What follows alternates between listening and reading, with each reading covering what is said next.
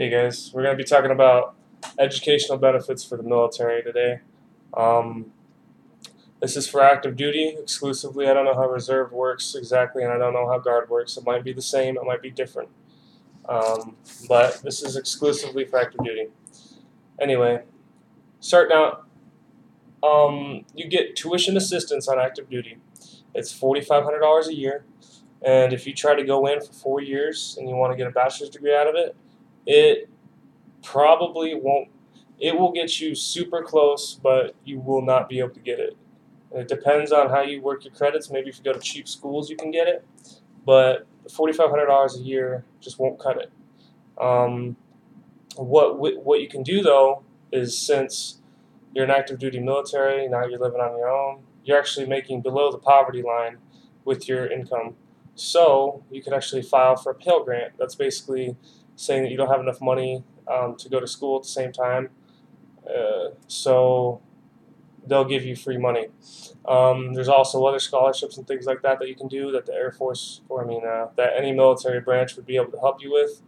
Um, so if you want to go and try to get your bachelor's degree in 4 years, enlisting for 4 years, you can do it. It'll be really hard because you're going to be working full time at the same time, and you're going to want to go out on weekends and do things, and not be stuck up on homework.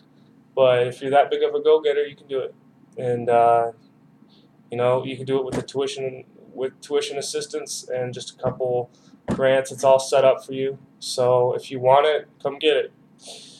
All right, I'm talking about the GI Bills. GI Bills, what they are is pretty much when you get out, it's what you can use for schooling. If you don't want to use schooling while you're in the military, you can also start using it after 3 years in the active duty. So basically, you got to be in for 3 years, and then you can start doing it even though you're still wearing the uniform and everything. Um, there's two different types of GI Bills. One of them is the post 9/11, and then there's the Montgomery GI Bill. Post 9/11, what it is it gives you 36 months of schooling, and how it works is wherever you want to go. You want to go to a university that the tuition is $26,000 a year. You can do it. And they'll pay 100%. It's basically the 9/11 gives you. They pay your tuition up to 100%, and the Montgomery GI Bill gives you a monthly allowance. Pretty kind of. I'll explain into that later, but the 9/11. So you can go pretty much after your bachelor's degree. You can't really go to a cheap school and get a master's degree. So you're going to have to bust into that 9/11. And if you bust into it and you're already out of the military, there's a really cool perk, because because then you could be a full-time student. And if you're a full-time student under the 9/11, they also give you BAH. What BAH is, if you haven't seen another video of mine, it's basically basic allowance for housing.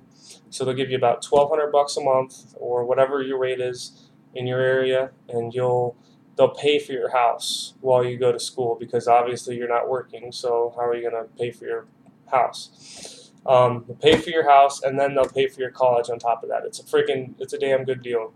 9/11. Okay, Montgomery.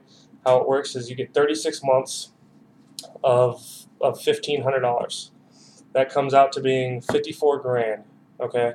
The cool thing about Montgomery though is that you can use it while you're in active duty. So we were talking about how you possibly couldn't use your educational benefits to get your bachelor's degree. You'd have to use a grant. Your tuition assistance. You'd have to use a grant. Well, you could also bust into the MGIB, and what's cool about it is you get $1,500 a month. So say you go out and you spend extra and you spend $1,500 on classes. Well, that just takes away a month. So now instead of 36 months, now you have 35. And if you look at it that way, you have $54,000 to just spend on school. It's a pretty good deal too. How to qualify for that though? Like post 9/11 is given to you as soon as you come active duty. You're signed up for the post 9/11. But then if you want to upgrade to the Montgomery, it's $1,200 a year. $1,200 for the first year, which is $100 a month. But that gives you the option to.